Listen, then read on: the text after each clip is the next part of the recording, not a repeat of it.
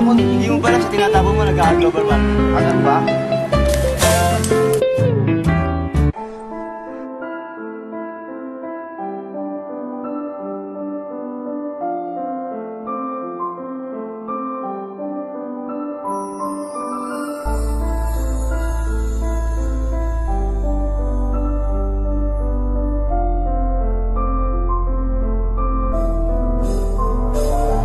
Kalikasan nga naman, sinisira ng iba, binababoy ng iba, dinudungisan ng iba. Sunog dito, sunog dyan, mga halang na pabrika. Kung magkaundoy uli, ay huwag ka nang magtataka. At dahil sa kalagayan, hindi matukoy ng pag-asa. Lumang kagamitan, na wala namang pag-asa. Bakit di mapondohan, ano-anong inaatubaya? Pag may kalamidad, ako tuloy nababagabag. Ako'y di mapanatag dahil sa mga abuso. Putol dito, putol dyan, kaya ubos sa mga troso. Hindi makalaboso dahil may naglalagay. Pagkalikasan na ningil ay di ka rin mapalagay. At para tayong sinigang kapag tayo'y binabaha, walang kwentang magarang kotse kung meron naman bangka. Pagkalikasan nagtangka ay wala nang kapalit. Kung ano ang iyong tinapon, syempre yun ang babalik. O mga kababayan, inyo sanang pakinggan. Si inang kalikasan ay ating alagaan. Di mahirap kung lahat tayo'y magkakaisa. Basura'y ating linisin para mundo ay magiba.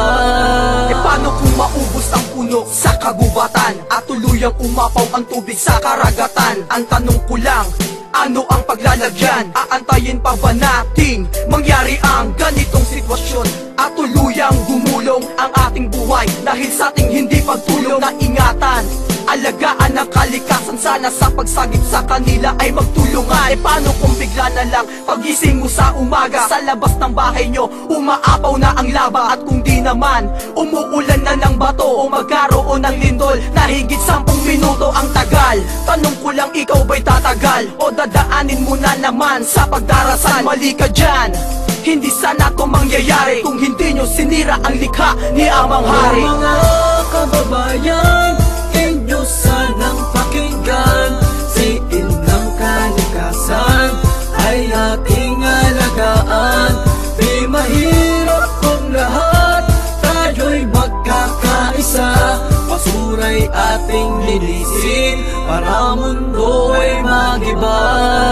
May sariwang hangin pa kaya tayong maaamoy. May sariwang isda pa kaya nalalangoy sa karagatan. Kung puro basura ang laman, kaya tayo binabaha kasi wala nang paglagyan. Ang tubig, wala nang mga punong humihigop. Sira na ang mga bakawan sa mga ilog. Nagtatanong ka ba kung bakit ito nangyayari? Nagulat ka ba kung paano nagka-tsunami? Sindami ng iniisip mo ang punong nawala. Ngayon tanong ko lang sa'yo, sino bang nagluluksa? Sino ba ang naperwisyo? Di ba ang buong mundo? Isa lang ang dahilan ng lahat-lahat ng to. Dahil di inirespeto ang ina ng kalikasan, kaya buhay ang kapalit ng tayo'y binalikan. Sana'y matauhan ng lahat pag narinig nyo to, kung ayaw nyong maranasan ng mga anak nyo. Anak nyo, mga kababayan, inyo sanang pakinggan. Si inang kalikasan ay ating alagaan. Di mahirap kung lahat tayo'y magkakaisa. Basura'y ating linisin para mundo ay magiba.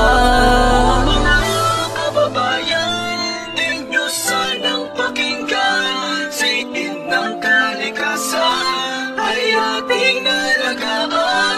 Di mahirap kung lahat tayo'y magkakaisa. Basura'y ating linisin